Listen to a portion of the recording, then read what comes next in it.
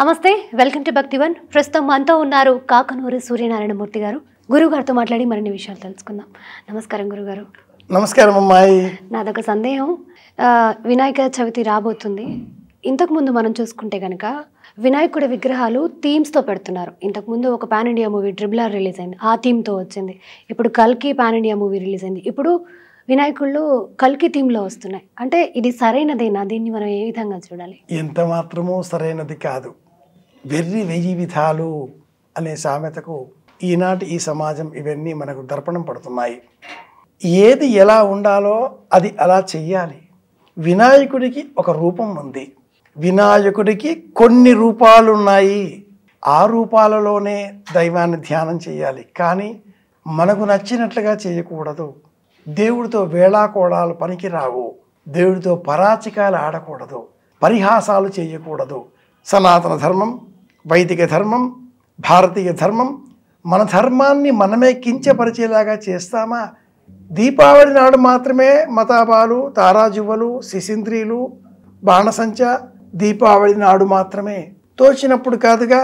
అలాగే ఉగాది నాడు ఉగాది విధి, సంక్రాంతి నాడు సంక్రాంతి విధి, శివరాత్రి నాడు శివరాత్రి విధి, వినాయక చవితి నాడు వినాయక విధి. ఇది వరసిద్ధి వినాయక విధి. ఉత్తమం గణనాథస్య వ్రతం సంపత్కరం శుభం భక్తాభీష్టప్రదం తస్మాత్ ధ్యాయేత్ తం విఘ్ననాయకం.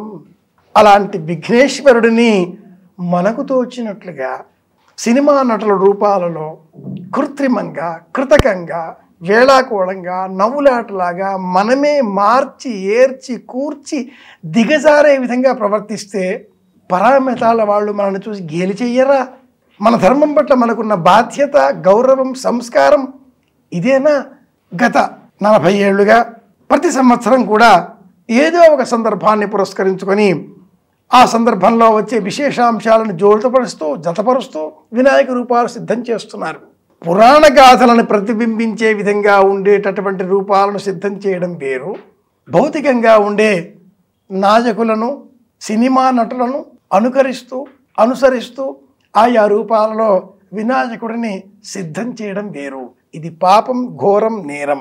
సనాతన భారతీయ ధర్మానికి మీరంతా చేస్తున్నటువంటి తీరనటువంటి నష్టం, దుఃఖం, బాధ కారణమైనటువంటి హేతు అవుతున్నది. పురాణ కథనాలు అనేకం ఉండగా కృష్ణుడు వినాయకుడి రూపాన్ని ధరించాడు. శివ పార్వతుల కలయిక శివస్వరూపం. శివ కుటుంబం కుమారస్వామితో కూడుకుని శ్రీమన్నారాయణమూర్తి ధరించిన విశ్వరూపంలో వినాయక రూపము ఉంది. 18 ముఖములతో మనం ఆ స్వామిని పూజిస్తాం.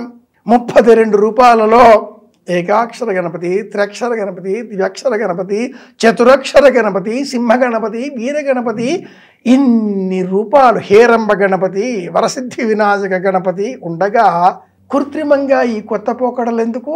మన ధర్మాన్ని మనం కించపరుచుకోవడం కాదా? అన్యాయం, ప్రతిఘటించవలసిందే. ద్రోహం, హిందూ జాతికి తీరని ద్రోహం ఇలాంటి కృత్రిమైన కథనాల ద్వారా మన వాళ్ళే చేస్తున్నారు. ఇది నిజంగా గర్హించవలసిన విషయం. ధన్యవాదాలు గురుగారు.